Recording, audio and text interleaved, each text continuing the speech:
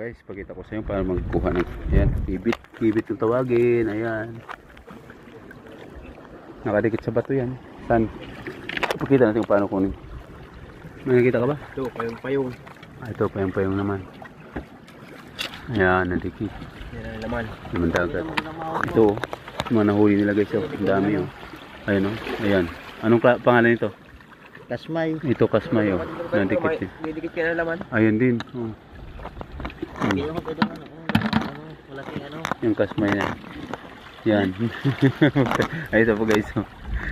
Laki. Laki niya. Suso ba daw? Suso. Ayan o. Ayan o. Ayan o po. Suso. Ayan. Yes, may tuwin na ito lahat. Tinatamad ano na sa akin. Libang-libang lang. Sana yun ang lita mo? Hindi, yung ano, yung malaki. Kung paano mo kukunin.